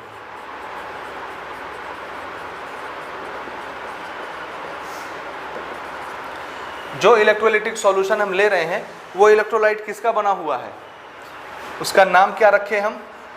कैटायन एनायन, NaCl। कोई भी एग्जांपल ले लो आप। NaCl कैसे लिखोगे? NaCl। ठीक है, जब ये सॉल्यूशन में जाएगा तो इक्विलिब्रियम कंडीशन पर आकर के क्या होगा? ये अपने आयंस में टूटेगा रेस्पेक्टिव। एक टूट जाएगा Ca+ में और एक टूट जाएगा A- में। ठीक है ना, C+A-। This is cation, this is anion. जैसे अगर मैं NaCl भरता, NaCl, तो इसको पानी में डालता तो Na किस में टूट जाता? Na+ में कैटायन मिलता, और एक क्या मिलता? Cl-। ये तो कैटायन एनायन ये इस तरह से सॉल्यूशन के अंदर भरे हुए हैं। यहाँ तक समझ आया? लेकिन अभी तक हमारा सेल कंप्लीट नहीं हुआ है, क्योंकि हमने सर्किट कंप्लीट नहीं किया है। समझे ना? लिक्विड यहाँ से तो अंदर लिक्विड तो डायरेक्ट कनेक्ट है। गैल्वेनिक सेल में क्या होता था? 2 अलग अलग चैम्बर होते थे, तो दोनों लिक्विड को ज्वाइन करने के लिए हम क्या लगाते थे? सॉल्ट ब्रिज लगाते थे। इसमें तो चैम्बर भी एक है, तो लिक्विड को कनेक्ट ही नहीं करना, सारे लिक्विड तो आपस में वैसे भी कनेक्ट है। तो इंटरनल सर्किट कंप्लीट है by the liquid, by the electrolytic solution. Outer circuit complete नहीं है। बाहर में हम आउटर सर्किट कंप्लीट करने के लिए क्या करेंगे? बैटरी लगाएंगे। क्यों? क्योंकि बाहर से हमको एनर्जी सप्लाई करनी है। ठीक है, तो इसके अंदर जो आयंस मौजूद हैं, उस आयन के अंदर हलचल नहीं होगी। ये आयंस कहीं भी घूम फिर के कोई रिएक्शन नहीं करेंगे। क्यों? क्योंकि सर्किट अभी कंप्लीट नहीं हुआ है। तो सर्किट कंप्लीट करने के लिए ऊपर हम क्या लगा दे रहे हैं? एक बैटरी लगा दे रहे हैं। ठीक है, यहाँ पर देखिए हमने एक नेगेटिव टर्मिनल लिया, ये पॉजिटिव टर्मिनल। इस नेगेटिव टर्मिनल को हम इसके साथ अटैच कर दे रहे हैं, एक इलेक्ट्रोड के साथ, और इस पॉजिटिव टर्मिनल को हम दूसरे इलेक्ट्रोड के साथ अटैच कर दे रहे हैं। ध्यान से समझिएगा, ये बैटरी है, बैटरी का ये कौन सा टर्मिनल है? छोटा वाला, नेगेटिव, और ये बड़ा वाला कौन सा टर्मिनल है? पॉजिटिव। ठीक है, यहाँ तक समझे? बैटरी का एक नेगेटिव टर्मिनल, एक पॉजिटिव टर्मिनल। अब देखिए, हमको पता है कि अगर हमको सेल बनाना है तो जाहिर सी बात है एक जगह ऑक्सीडेशन होना चाहिए, एक जगह रिडक्शन होना चाहिए, यानी एक एनोड बनेगा, एक कैथोड बनेगा। अब इसका फैसला कैसे होगा कि दोनों इलेक्ट्रोड में से कौन सा इलेक्ट्रोड एनोड होगा, कौन सा कैथोड होगा, यानी कहाँ पर ऑक्सीडेशन होना है, कहाँ पर रिडक्शन होना है, इसका फैसला कैसे होगा, ये ध्यान से समझिएगा। ठीक है, अभी हमने क्या किया, बैटरी के दोनों टर्मिनल से दोनों इलेक्ट्रोड को अटैच कर लिया है, ज्वाइन कर दिया। अब देखिए सर्किट कंप्लीट है कि नहीं? आउटर सर्किट वायर के थ्रू कंप्लीट और इनर सर्किट इलेक्ट्रोलिटिक सॉल्यूशन के through complete. The circuit has completed, path complete है, कहीं से ब्रेक डाउन नहीं है, तो चार्जेस फ्लो हो सकते हैं। यहाँ पर इलेक्ट्रॉन का फ्लो हो जाएगा और यहाँ पर आयन का फ्लो हो जाएगा। समझ में आ रहा है? ये हो गया। अब ये हम फैसला कर रहे हैं कि इसमें एनोड कौन है और कैथोड कौन है। ठीक है ना? अब इसको देखिए कैसे फैसला होगा कौन सा इलेक्ट्रोड एनोड, कौन सा इलेक्ट्रोड कैथोड। तो हम क्या कर रहे हैं, ध्यान से देखिए, बैटरी के निगेटिव टर्मिनल के साथ जो इलेक्ट्रोड कनेक्ट रहता है, किसके साथ?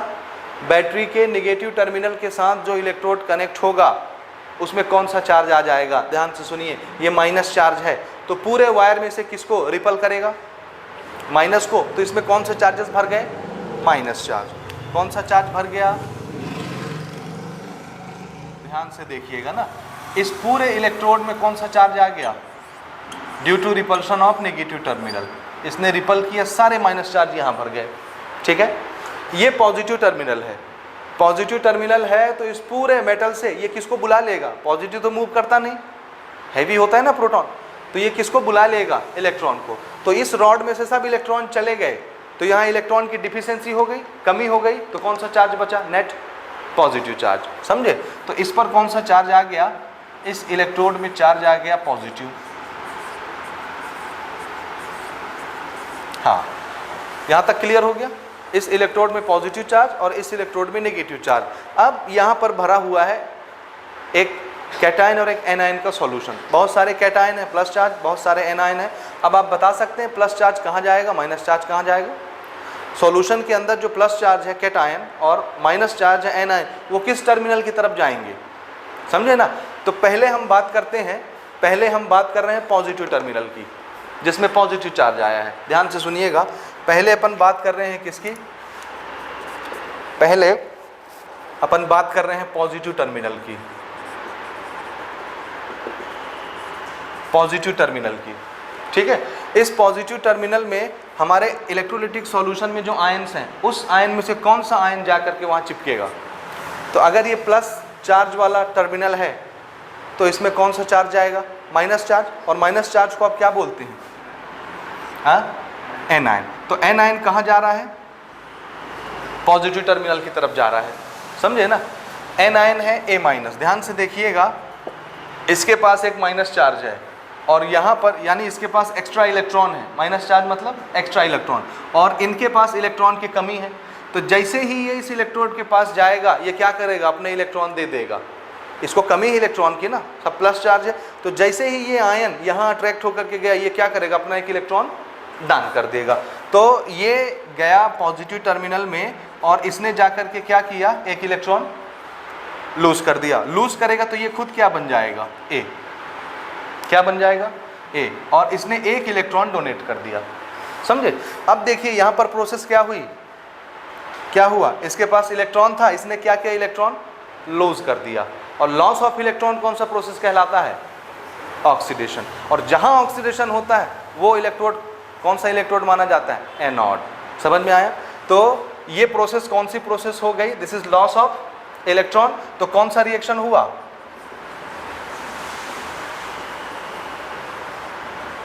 Oxidation reaction. समझे? ऑक्सीडेशन रिएक्शन का मतलब क्या? Loss of electron take place. समझे कि नहीं समझे? एक एनायन ने अपना एक इलेक्ट्रॉन डोनेट कर दिया, किसको? पॉजिटिव टर्मिनल को, और खुद किस में कन्वर्ट हो गया? ए में। है कि नहीं? एनायन है ये। तो इसने इलेक्ट्रॉन लूज किया, और जहां भी इलेक्ट्रॉन लूज होगा वो रिएक्शन कौन सी होगी? ऑक्सीडेशन। अब हमने एक चीज आपको पहले डिस्कस किया था, किसी भी केमिकल रिएक्शन में अगर इलेक्ट्रॉन पार्टिसिपेट करते हुए दिखे तो वो कंप्लीट रिएक्शन होता है या हाफ रिएक्शन होता है? किसी भी रिएक्शन में अगर इलेक्ट्रॉन पार्टिसिपेट करते हुए दिख रहे हैं तो हाफ रिएक्शन है कि कंप्लीट रिएक्शन है? हाफ रिएक्शन, इसलिए इस रिएक्शन को मैं क्या लिखूंगा, हाफ ऑक्सीडेशन रिएक्शन। क्या लिखेंगे, हाफ ऑक्सीडेशन रिएक्शन। तो पॉजिटिव टर्मिनल में क्या हुआ, ऑक्सीडेशन, इसलिए पॉजिटिव टर्मिनल क्या बन गया, एनोड। क्या बन गया, क्यों, क्योंकि यहां पर क्या होना है, ऑक्सीडेशन। तो यहां पर इस टर्मिनल का चार्ज है पॉजिटिव और इसका नाम क्या रख दिया, एनोड। क्या नाम रख दिया, एनोड। तय हो गया। अब दूसरा देखिए,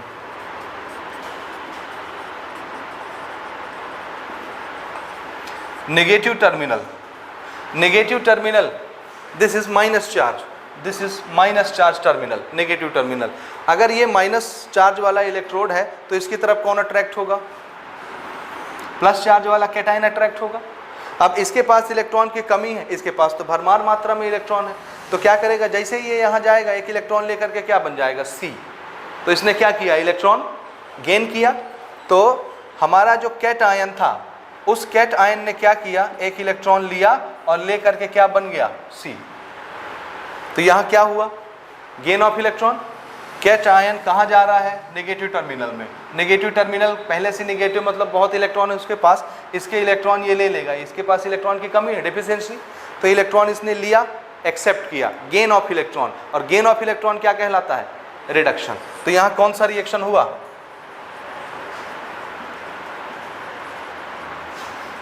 रिडक्शन रिएक्शन, विच इज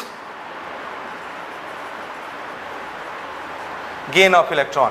और चूंकि यहाँ इलेक्ट्रॉन पार्टिसिपेट करते हुए दिख रहे हैं, इसलिए रिएक्शन कैसा है, हाफ। तो इसको मैं बोलूंगा, this is half reduction reaction, half reduction reaction. और जहां रिडक्शन होता है उस इलेक्ट्रोड का नाम क्या होता है, याद है ना, उसमें अपन पढ़ा था, इलेक्ट्रोकेमिकल सेल में, गैल्वेनिक सेल में, कैथोड पे हमेशा क्या होगा, रिडक्शन। तो जहां रिडक्शन हुआ उस इलेक्ट्रोड का नाम क्या पड़ गया, कैथोड। क्या पड़ गया, कैथोड। और यहां हो क्या रहा है, रिडक्शन, समझे ना। और यहां पर देखिए, यहां पर रिडक्शन हो रहा है, इसलिए इसका नाम क्या रख दिए, कैथोड। क्या नाम रख दिए, कैथोड, समझे। हाँ, अब यहां पर एक पॉइंट है जो नोट करने के लिए है, वो ये है कि देखिए एनोड पर कौन सा चार्ज है, एनोड पर कौन सा चार्ज आया, पॉजिटिव। और कैथोड पर कौन सा चार्ज आया, नेगेटिव। जबकि गैल्वेनिक सेल में इसका उल्टा था, है ना, कैथोड पर कौन सा चार्ज था, पॉजिटिव, और एनोड पर कौन सा चार्ज था, नेगेटिव। और यहाँ उसका उल्टा है। तो दोनों सेल में ये एक बड़ा मेजर डिफरेंस है, याद रखिएगा। यहाँ पर इलेक्ट्रोलिटिक सेल में एनोड कैसा होता है, पॉजिटिव, और गैल्वेनिक सेल में एनोड कैसा होता है, नेगेटिव। इलेक्ट्रोलिटिक सेल में कैथोड कैसा होता है, नेगेटिव, और वहाँ गैल्वेनिक सेल में पॉजिटिव। ये एक बड़ा डिफरेंस है, याद रखिएगा। ठीक है, यहाँ तक हो गया।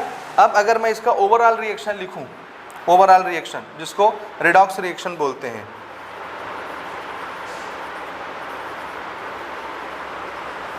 Net redox reaction.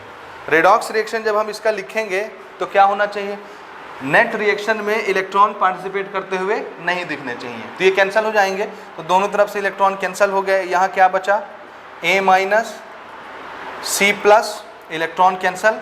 और यहाँ क्या बचा, this is A plus C। यही बचा, यही बचा ना, यही बचा ना। अब देखिए ये A माइनस और C प्लस, ये एक्चुअल में आए कहाँ से थे, हैं क्या, ये है कैट आयन, ये है एन आयन। तो दोनों मिला करके क्या थे, ये इलेक्ट्रोलाइटिक कंपाउंड। तो मैं इन दोनों को ये लिख सकता हूँ, cation anion, this is electrolytic compound NaCl। और यही तो हैं जो टूट करके A और C में कन्वर्ट हो रहे थे, आयंस में कन्वर्ट हो रहे थे। ठीक है, और यही प्रोसेस है इलेक्ट्रोलाइटिक सेल का। क्या है, यही है इलेक्ट्रोलिसिस, कि जब बाहर से आप इलेक्ट्रिक करंट पास करवाते हैं, इलेक्ट्रिक करंट बाहर से जब आप इलेक्ट्रिक करंट पास करवाते हैं, तो जो इलेक्ट्रोलाइटिक सॉल्यूशन हमने भरा है इलेक्ट्रोलाइटिक टैंक के अंदर, उसका क्या होता है, डिसोसिएशन। आयंस टूटते हैं और आयंस टूट करके एक जगह आपको एक एलिमेंट मिलता है, एक जगह आपको दूसरा एलिमेंट मिल जाता है एक इलेक्ट्रोड पे, समझे ना। दोनों आयंस कन्वर्ट होकर के एक एक इलेक्ट्रोड पे चले जाते हैं और यहाँ से हमको मेटल मिल जाता है, कहीं गैस मिल जाएगा। जैसे NaCl अगर मैं ले रहा हूँ NaCl, तो ये क्या बन गया Na, और ये क्या बन गया Cl। ये आयन नहीं है, ध्यान से सुनिए, ये इलेक्ट्रोलिटिक सॉल्यूशन है NaCl का। NaCl को जैसे ही हमने डिसॉल्व किया, बाहर से जैसे ही इलेक्ट्रिक करंट पास करवाओगे तो Na और Cl किस में टूटेंगे, Na प्लस और Cl माइनस में। और रिएक्शन होने के बाद एक इलेक्ट्रोड पे क्या मिल जाएगा, Na, और एक इलेक्ट्रोड पे क्या मिल जाएगा, Cl गैस, क्लोरीन गैस। तो एक जगह से क्लोरीन गैस निकल जाएगी बाहर, लिबरेट हो गई, और एक जगह पर क्या मिल जाएगा, सोडियम का मेटल मिल जाएगा, डिपॉजिट हो जाएगा। समझ में आया? ये प्रोसेस कहलाते हैं इलेक्ट्रोलिसिस। इलेक्ट्रोलिसिस तो यहीं पर है। ये कैटायन एनायन इलेक्ट्रिसिटी पास करवाने से किस में चेंज हो गया, एनायन और कैटायन में। ये इलेक्ट्रोलिटिक कंपाउंड जो था, आयनिक कंपाउंड जो था, इलेक्ट्रिक करंट पास कराने से किस में चेंज हो जाएगा, कैटायन एनायन में। और जैसे ही रिएक्शन होगा, हम क्या देखेंगे थोड़ी देर के बाद, एक इलेक्ट्रोड में सोडियम मिल गया और एक इलेक्ट्रोड से क्लोरीन गैस बाहर निकल गई। समझ में आया? ये इसका रिजल्ट है। क्या है? रिजल्ट है। और इसीलिए ये सेल यूज किया जाता है इलेक्ट्रोलिटिक सेल के नाम से। तो इस सेल का काम क्या है, बिजली देना? नहीं। ये सेल का काम कर रहा है क्या? सेल क्या करते हैं, हमारे घर में जो इन्वर्टर की बैटरी लगी वो क्या करता है, हमको इलेक्ट्रिकल एनर्जी देता है। ये दे रहा है क्या इलेक्ट्रिकल एनर्जी? ये ले रहा है। और इलेक्ट्रिकल एनर्जी ले करके ये क्या कर रहा है, जिस दो कंपाउंड को तोड़ना है अलग अलग, सोडियम का मेटल प्राप्त करना है या क्लोरीन गैस बनाना है या कोई भी मेटल प्राप्त करना है, इलेक्ट्रोलिटिक ये आयनिक कंपाउंड में से उसको तोड़ के अलग अलग हम उसको प्राप्त करना चाहते हैं, तो हम किस में डाल दें उसको, उसका सॉल्यूशन बनाएं, जिसको तोड़ना है सॉल्यूशन बना के डाल दें, इलेक्ट्रिक करंट पास करवाएं। जैसे इलेक्ट्रिक करंट पास करवाओगे, सबसे पहला प्रोसेस क्या होगा, इलेक्ट्रोलिसिस, यानी इसका ब्रेक डाउन होगा, ये अपने आयंस में टूटेगा और थोड़ी देर के बाद रिएक्शन होगा। और रिएक्शन होगा तो एक मेटल एक में चिपक जाएगा, दूसरा दूसरे में चिपक जाएगा, तो क्लोरीन गैस भी मिल गई, सोडियम मेटल भी मिल गया। सोडियम हम बना सकते हैं, सोडियम मेटल है। समझे? समझे कि नहीं समझे? हाँ, तो इस मेथड का यूज़ करके हम क्या करते हैं, एक्सट्रैक्शन ऑफ मेटल या गैस हम बनाते हैं, गैस प्राप्त करते हैं। समझ में आए? लेकिन ये कहने के लिए बहुत आसान है, करने में बहुत मुश्किल है। जितना ये थ्योरेटिकली इजी लग रहा है, प्रैक्टिकली उतना कठिन होता है किसी मेटल को एक्सट्रैक्ट करना। अदरवाइज हमारे घर में तो NaCl का भंडार पड़ा होता है ना, हम तो घरे में सोडियम बनाने लग जाएं, क्लोरीन गैस बनाने लग जाएं, ऐसा नहीं होता। ठीक है, इसमें बहुत अरेंजमेंट लगता है, बहुत प्रोसेस है, उसके बाद सोडियम गैस मिलती है। ठीक है ना? और इसमें बहुत सारे ऐसे टर्मिनोलॉजी है जो इसके फैक्टर को डिपेंड करते हैं कि कब सोडियम मिलेगा, कब क्लोरीन मिलेगा, कौन कहाँ डिपॉजिट होगा, कहाँ डिपॉजिट नहीं होगा। समझे ना? उस पर हम अभी आते हैं। तो ये चीज़ आपको समझ में आया कि नहीं आया? तो व्हाट इज इलेक्ट्रोलिटिक सेल, इसका रिजल्ट क्या निकलता है, ये रिजल्ट मेरे ख्याल से समझ में आ गया अब आपको। ठीक है, ये इसका बेसिक रिजल्ट है और ये हमारा सेल है इलेक्ट्रोलिटिक सेल। अब इसमें एनोड कौन, कैथोड कौन, किसको एनोड बोलना है, किसको कैथोड बोलना है, समझ में आया? एनोड पर अभी कौन जाके चिपक रहा है, कैटायन की एनायन। एनोड पर कैसा चार्ज है, पॉजिटिव, तो कौन चिपक रहा है, एनायन। कहाँ डिपॉजिट हो रहा है, कैथोड पर, सॉरी एनायन कहाँ डिपॉजिट हो रहा है, एनोड पर। और एनोड का अपना चार्ज कैसा है, पॉजिटिव। और एनोड पर रिएक्शन कौन सा हो रहा है, ऑक्सीडेशन। समझ में आया? कैटायन कहाँ डिपॉजिट हो रहा है, कैथोड पर। कैटायन का चार्ज पॉजिटिव, कैथोड का चार्ज कैसा है, नेगेटिव। और कैथोड पर रिएक्शन कौन सा होगा, हमेशा रिडक्शन। ये याद रहेगा, ये क्वेश्चन आता है 1 मार्क में, याद रखिएगा। ठीक है, तो ये आप नोट करें, फिर इसके आगे अपन चलते हैं। ठीक है, तो अभी तक हमने क्या देखा, याद करने वाली चीज देखिए। सबसे पहले हम ले रहे हैं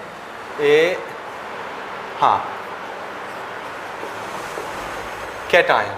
कैटायन किस में जाकर के डिपॉजिट हो रहा था, कैटायन कैथोड में। C कॉम्बिनेशन याद रखिएगा, C से कैटायन, C से कैथोड।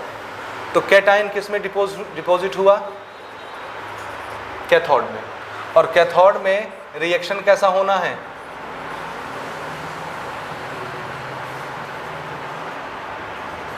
ठीक है। कैटायन का चार्ज कैसा होता है, पॉजिटिव। कैथोड का चार्ज क्या था, negative terminal. Cathode is negative terminal और नेगेटिव टर्मिनल में पॉजिटिव चार्ज डिपॉजिट हुआ और ये रिएक्शन कौन सी हो गई, रिडक्शन रिएक्शन। रिडक्शन रिएक्शन हो रहा है, इसीलिए इस टर्मिनल का नाम क्या रखा है, कैथोड। समझे ना? ये प्लस और माइनस की वजह से उसके नाम कैथोड एनोड नहीं होते। अदरवाइज आपको याद करवाया जाता है जो पॉजिटिव टर्मिनल है उसका नाम एनोड होता है, जो नेगेटिव टर्मिनल है उसका नाम कैथोड होता है ना। एक्चुअल कहानी क्या है, जहां पर रिडक्शन होगा उसी का नाम क्या रखेंगे, कैथोड। जहां ऑक्सीडेशन होगा उसका नाम क्या रखेंगे, एनोड। दूसरी चीज है हमारी यहाँ पर एनायन, किस में डिपॉजिट हुआ, बोलिए, एनोड। देखिए ए और ए याद रहेगा, और यहां पर रिएक्शन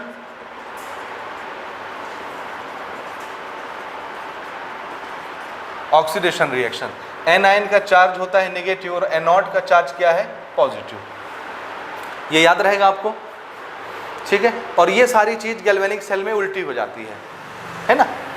हो गया ना। हाँ, अब आगे की चीज देखिए, हम लोग पढ़ रहे हैं इलेक्ट्रोलिटिक सेल। इलेक्ट्रोलिटिक सेल क्या पढ़ रहे हैं, इलेक्ट्रोलिटिक सेल। अब इलेक्ट्रोलिटिक सेल पढ़ने के लिए हमारे पास दो एस्पेक्ट हैं। कितने हैं, यानी दो चीज़ें इसके बारे में हम पढ़ाई करते हैं, दो एस्पेक्ट, दो एनालिसिस करते हैं। एक एनालिसिस है पहला क्वांटिटेटिव और दूसरा है क्वालिटेटिव, समझे ना। तो पहले मैं यहाँ लिख देता हूँ, इसके दो एस्पेक्ट हैं, दो तरीके से हम इसको हैंडल करते हैं। पहला है हमारा पढ़ने का नज़रिया, पढ़ने का एस्पेक्ट, ये है क्वांटिटेटिव।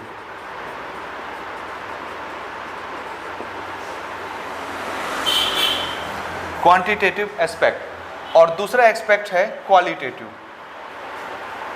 पहला क्वालिटेटिव बनाइए, क्वालिटेटिव।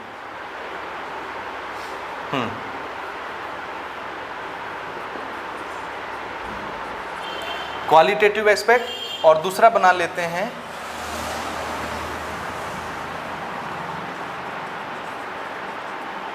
क्वांटिटेटिव एस्पेक्ट, ठीक है। ये दोनों चीज़ें अभी समझ लीजिए, दोनों का मीनिंग क्या है, किसमें क्या पढ़ना है क्या नहीं पढ़ना। इलेक्ट्रोलिटिक सेल की स्टडी हम दो पार्ट में करेंगे। पहला हिस्सा हम देखेंगे क्वालिटेटिव एस्पेक्ट और दूसरा देखेंगे क्वांटिटेटिव एस्पेक्ट। क्वांटिटेटिव मतलब क्वांटिटी निर्धारित करना, कौन कितना क्या क्या, कितना कितना क्या क्या हुआ, ठीक है।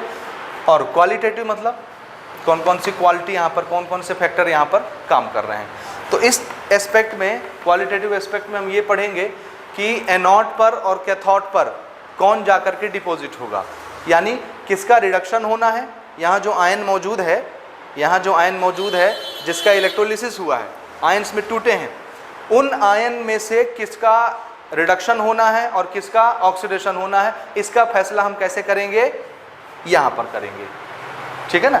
यानी क्वालिटेटिव एनालिसिस में हम क्या पढ़ते हैं, क्या पढ़ेंगे,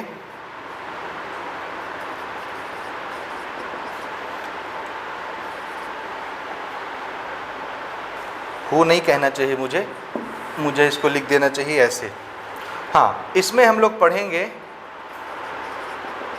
which will be reduced and which will be oxidised. ये किसका ऑक्सीडेशन होगा, किसका रिडक्शन होगा, ठीक है।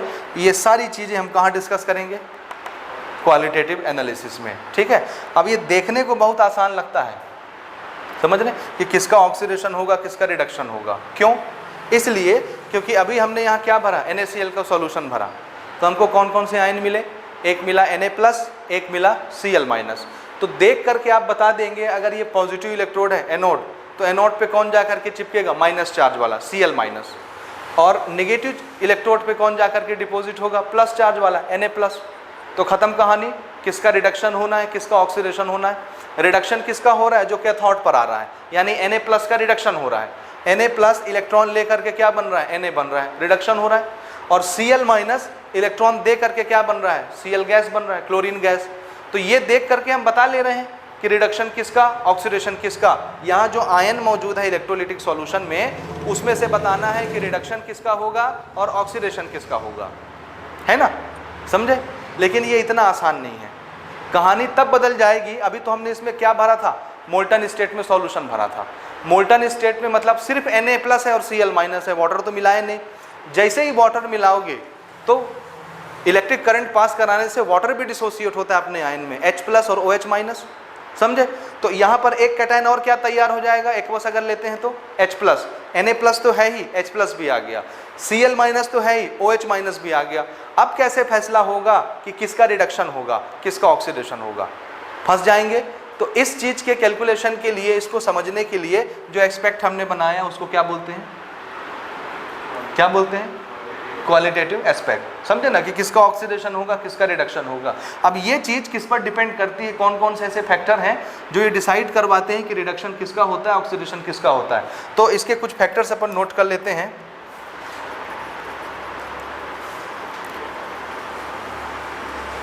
factors on which qualitative aspect depends। ये कौन कौन से ऐसे फैक्टर हैं जिस पर ये क्वालिटेटिव एस्पेक्ट डिपेंड करता है? क्या मतलब कि किसका ऑक्सीडेशन होना है, किसका रिडक्शन होना है, ये किस किस पर डिपेंड करता है, समझे ना। तो पहली चीज देखिए, पहला चीज है जिस पर ये डिपेंड करेगा कि किसका ऑक्सीडेशन होगा, किसका रिडक्शन होगा, पहला फैक्टर है नेचर ऑफ इलेक्ट्रोलाइट। क्या मतलब समझे? आपने किस टाइप का इलेक्ट्रोलाइट भरा है ना। अगर आप इलेक्ट्रोलाइट चेंज करेंगे तो ये चेंज हो जाएगा ना कि ऑक्सीडेशन किसका हो रहा है, रिडक्शन किसका हो रहा है। अगर मैं इलेक्ट्रोलाइट ही बदल दूं, अभी NaCl भरा हूं तो Na+ आ रहा है रिडक्शन करवाने के लिए और Cl- जा रहा है ऑक्सीडेशन करवाने के लिए। अगर मैं इलेक्ट्रोलाइट चेंज कर दूं, KCl भर दूं, तो अब की बार रिडक्शन किसका होगा, K+ का, और ऑक्सीडेशन किसका होगा, Cl- का। ऐसे अगर मैं इलेक्ट्रोलाइट चेंज करता जाऊं तो रिडक्शन ऑक्सीडेशन किसका होगा, बदल जाएगी कहानी, समझे। तो पहला फैक्टर जिस पर ये डिपेंड करेगा कि रिडक्शन किसका होना है, ऑक्सीडेशन किसका होना है, किस पर डिपेंड कर रहा है, ये नेचर ऑफ इलेक्ट्रोलाइट। इलेक्ट्रोलाइट बदलेगा, रिडक्शन किसी का हो जाएगा, ऑक्सीडेशन किसी का हो जाएगा, ये कहानी बदल जाएगी, समझे। दूसरा सबसे इंपॉर्टेंट टर्मिनोलॉजी ये है कि आपने मीडियम कैसा चुना है। मीडियम से क्या मतलब है? मीडियम का मतलब ये है कि यहाँ जो इलेक्ट्रोलिटिक सॉल्यूशन हम भर रहे हैं, कैसा भर रहे हैं, एक्वस भर रहे हैं कि मोल्टन भर रहे हैं कि किसी दूसरे के साथ मिला करके भर रहे हैं, समझे ना। अभी मैंने बताया अगर मैं मोल्टन भरता हूँ, NaCl को सिर्फ पिघला के मोल्टन फॉर्म में भर दिया, तो आयन कौन कौन है, सिर्फ Na+ और Cl-। आप आसानी से बता सकते हैं किसका रिडक्शन, किसका ऑक्सीडेशन, कौन कैथोड पर जाएगा, कौन एनोड पर जाएगा। लेकिन अगर वाटर के साथ मिला करके एक्वस सॉल्यूशन बनाया है तो फिर H+ भी आ गया, OH- भी आ गया। अब थोड़ा सा फैसला करना मुश्किल हो गया ना कि कौन जाएगा रिडक्शन करने और कौन जाएगा ऑक्सीडेशन करने, किस आयन का रिडक्शन, किस आयन का ऑक्सीडेशन, क्योंकि रिजल्ट में तो एक ही मिलना है, दोनों तो मिल नहीं सकते। तो अब ये टग ऑफ वार होगा ना, झगड़ा होगा कि रिडक्शन करवाने कौन जाएगा, कौन सा आयन जाएगा, और ऑक्सीडेशन करवाने के लिए कौन सा आयन जाएगा, झगड़ा होगा। तो हमको फैसला करना पड़ेगा कि कौन से आयन का रिडक्शन, कौन से आयन का ऑक्सीडेशन, समझे। तो ये डिपेंड करता है कि आपने मीडियम कैसा लिया है, मोल्टन स्टेट में इलेक्ट्रोलिटिक सॉल्यूशन भरा है या एक्वस भरा है। तो मीडियम पर भी ये बात डिपेंड करती है कि आपने एक्वस यानी वाटर वाला सॉल्यूशन भरा है या कुछ नहीं, बिना पानी का सादा मोल्टन या फ्यूज स्टेट में इलेक्ट्रोलाइटिक सॉल्यूशन भरा है, या आपने एक तीसरा मीडियम मिलाया है जिसको हम बोलते हैं ईथर। ईथर के साथ जब भरते हैं तो कहानी और चेंज हो जाती है, समझे ना। तो डिपेंड करता है कि किसका रिडक्शन होगा, किसका ऑक्सीडेशन होगा, मीडियम आपने कैसा चुना है, इस पर भी डिपेंड करता है, समझे कि नहीं समझे। और इसके बाद तीसरी चीज मैं यहां पर नोट कर रहा हूं, तीसरा फैक्टर मैं ले रहा हूं, यहीं पर ले लेते हैं, ये हो गया। तीसरा फैक्टर है जिस पर ये डिपेंड करता है कि रिडक्शन किसका, ऑक्सीडेशन किसका। आंसर है आपने इलेक्ट्रोड कौन सा लगाया है, इलेक्ट्रोड कौन सा, इलेक्ट्रोड ये जो यहां हमने प्लेटिनम का चुना है, इस पर भी तो डिपेंड करेगा कि किसका ऑक्सीडेशन होगा, किसका रिडक्शन होगा। अभी हमने यहाँ इलेक्ट्रोड किसके लगाए, प्लेटिनम के या ग्रेफाइट के, जो कि इनर्ट होते हैं। इनर्ट होते हैं मतलब ये रिएक्शन में पार्टिसिपेट नहीं करेंगे। और मान लीजिए आपने एक ऐसा इलेक्ट्रोड लगा दिया, जिंक का बना हुआ, कॉपर का बना हुआ, सिल्वर का बना हुआ, तो वो भी तो फिर यहाँ रिएक्शन में हिस्सा लेंगे, तो उसके भी आयन यहाँ बनेंगे। जैसे मैंने जिंक का बनाया है तो जिंक का यहाँ Zn2+ भी तो आ जाएगा, समझे ना। तो Zn2+ और एक Na+ है, तो अब इसमें फैसला करना है कि किसका रिडक्शन होना है, किसका ऑक्सीडेशन होना है, झगड़ा होगा। तो अगर आपने इलेक्ट्रोड चेंज किया तो उससे भी गड़बड़ हो जाएगा कि रिडक्शन किसका, ऑक्सीडेशन किसका। तो ऑक्सीडेशन और रिडक्शन यानी क्वालिटेटिव एनालिसिस और किस पर डिपेंड कर रही है, आपने इलेक्ट्रोड कैसा लगाया है। तो इलेक्ट्रोड अपन दो टाइप के यूज करते हैं, एक इलेक्ट्रोड है इनर्ट और दूसरा इलेक्ट्रोड है एक्टिव। ये इनर्ट मतलब इनएक्टिव और एक्टिव मतलब, समझ रहे ना। तो ये भी, तो यहां पर आप नोट कर लें, इनर्ट में जैसे प्लेटिनम हो गया, ग्रेफाइट हो गया, और एक्टिव में जिंक हो गया, कॉपर हो गया, सिल्वर हो गया, एटसेट्रा, ठीक है। और थोड़ा सा इसको लिख लीजिए कि इनर्ट इलेक्ट्रोड क्या होता है, which do not interfere chemical reactions, ठीक है। और एक्टिव इलेक्ट्रोड में क्या लिखेंगे, which interfere chemical reactions which also take part in chemical reactions. ठीक है, तो फिर ये कहानी बदल जाएगी कि रिडक्शन किसका, ऑक्सीडेशन किसका। यहाँ तक समझे? ये पार्ट समझ में आया आपको? ऑक्सीडेशन किसका, रिडक्शन किसका, किस किस पर डिपेंड करता है? इलेक्ट्रोलाइट कैसा भरा है, मीडियम कैसा लिया है इलेक्ट्रोलाइट का, मोल्टन स्टेट में भरे हो इलेक्ट्रोलाइट कि एक्वा सॉल्यूशन बनाए हो कि ईथर के साथ मिला करके भरे हो कि कैसा मीडियम है। तीसरी चीज, इलेक्ट्रोड कैसा डिप किया है आपने, इनर्ट टाइप का इलेक्ट्रोड डिप किया है कि रिएक्टिव टाइप का इलेक्ट्रोड डिप किया है। इन तमाम बातों पर क्या डिपेंड करता है कि रिडक्शन किसका होना, ऑक्सीडेशन किसका होना है। ये सब इस पर इफेक्ट करेंगे, ये सब इसके फैक्टर हो गए। समझ में आई बात? तो ये एक पहला हिस्सा होगा हमारे स्टडी का।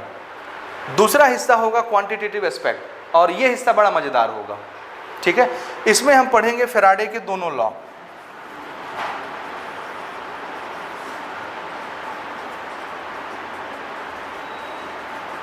Faraday's first and second law.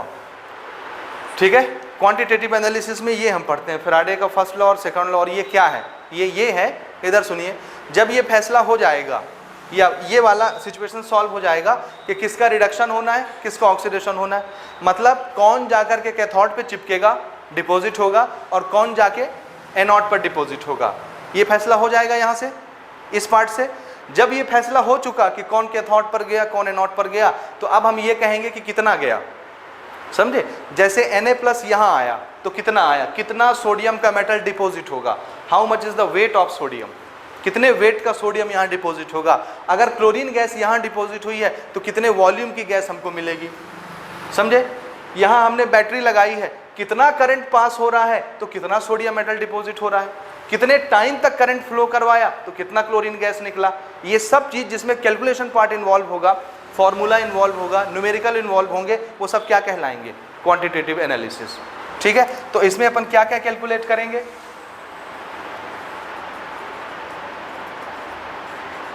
क्या क्या कैलकुलेट करेंगे?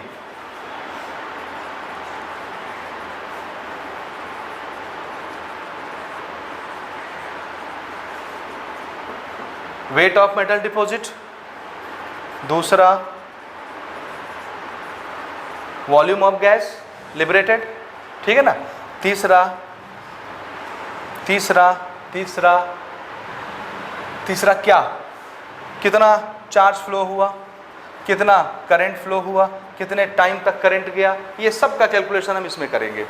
और यही बनेगा हमारा फैराडे का फर्स्ट लॉ, सेकंड लॉ। समझे कि नहीं? कितने वेट का मेटल डिपॉजिट होता है, कितना चार्ज फ्लो होता है, कितने टाइम तक फ्लो होता है, कितना करंट फ्लो होगा, कितना गैस निकलेगा, ये सब कैलकुलेशन हम किस में करेंगे? इसमें।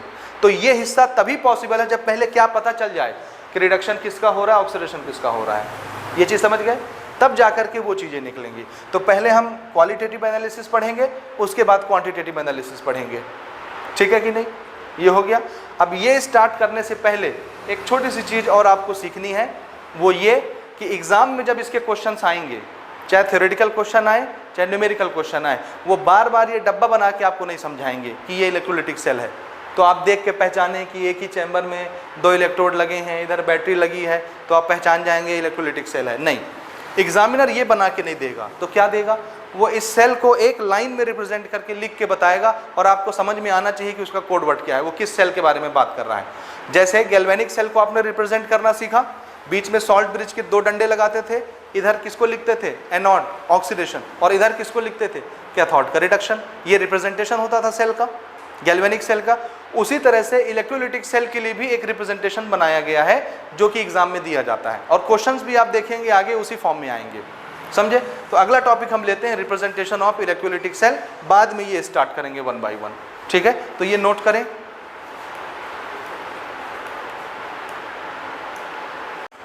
चलिए, रिप्रेजेंटेशन ऑफ इलेक्ट्रोलाइटिक सेल, कैसे इस सेल को रिप्रेजेंट करेंगे।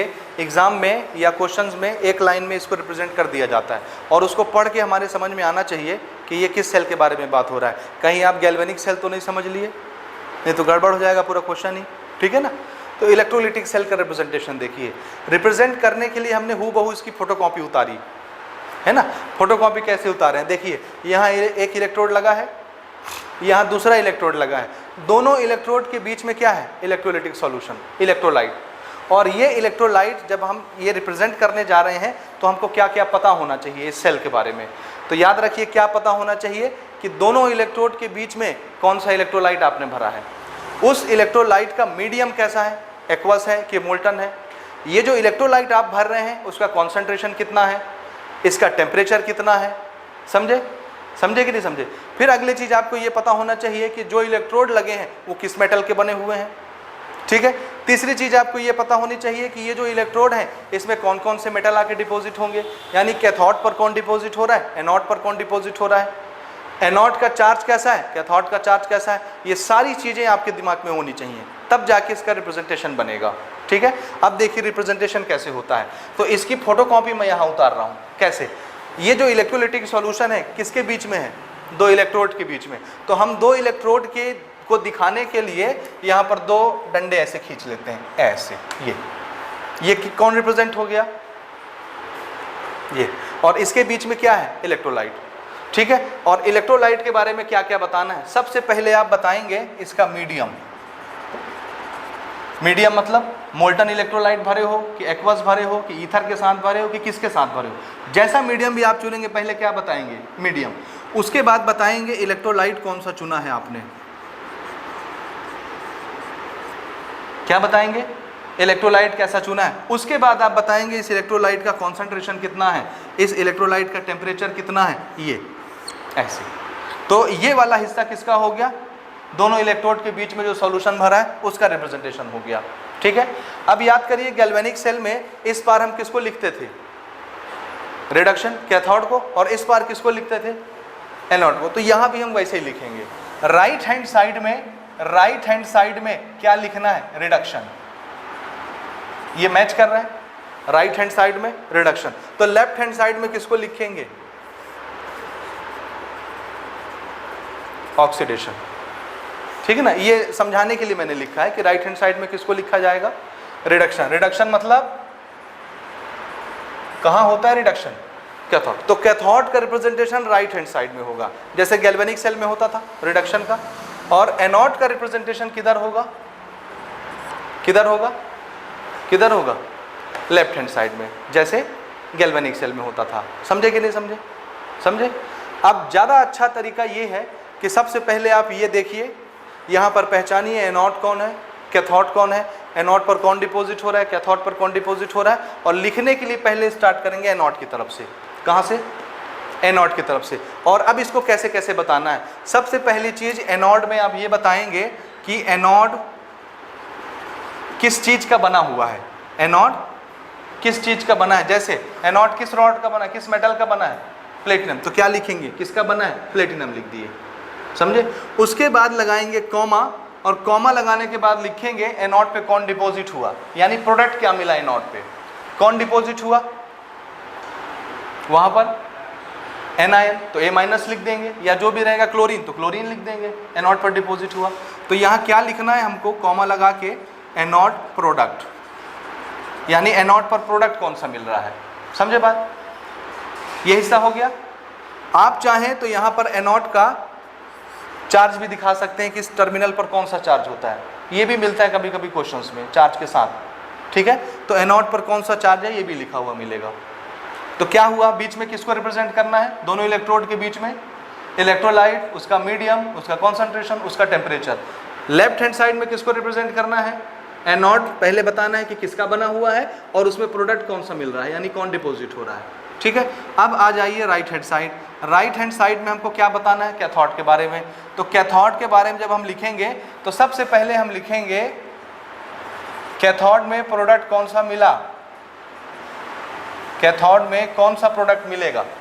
सबसे पहले क्या लिखना है, इधर क्या लिख रहे हैं, सबसे पहले एनोड किसका बना है, बाद में लिख रहे हैं कि एनोड में प्रोडक्ट कौन सा मिल रहा है। और यहाँ राइट हैंड साइड में सबसे पहले क्या दिखाना है कि कैथोड पे प्रोडक्ट कौन सा मिल रहा है। जैसे Na+ मिला तो पहले Na+ लिख के दिखाएंगे, सोडियम मिल रहा है Na। ठीक है। और उसके बाद कॉमा लगा के बताएंगे कि कैथोड किस मिट्टी की बनी हुई है।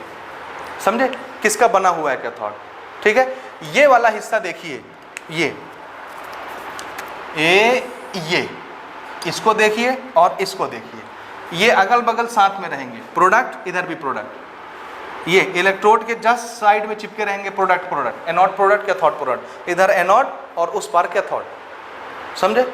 अच्छा, ये चीज जो है, कि एनोड पर कौन सा प्रोडक्ट आ रहा है, कैथोड पर कौन सा प्रोडक्ट आ रहा है, ये हम एनालिसिस करके बताएंगे, गेस करके बताएंगे, रिएक्शंस देख के एनालिसिस करने के बाद इसका फैसला होगा कि कैथोड पर कौन चिपका, एनोड पर कौन चिपका। बाकी की जो सारी चीज़ें हैं वो आप सेल देख के एज इट इज छाप सकते हैं, सेल में सब कुछ दिख रहा है, एज इट इज बाकी सारी चीज़ें आ जाएंगी। इसका फैसला सिर्फ एनालिसिस से होगा कि एनोड पर कौन प्रोडक्ट आ रहा है और कैथोड पर किसका प्रोडक्ट आ रहा है, कौन डिपॉजिट हो रहा है। समझ में आया कि नहीं आया?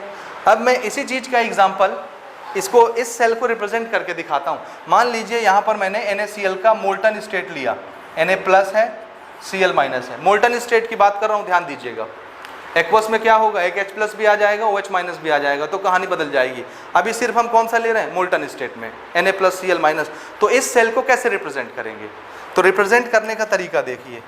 एग्जाम्पल, सबसे पहले क्या करना है, 2 इलेक्ट्रोड की निशानी बना लेना है, यहाँ पर मीडियम लिखना है। हमने NaCl कैसा लिया है, मोल्टन, तो सबसे पहले लिख देंगे मोल्टन।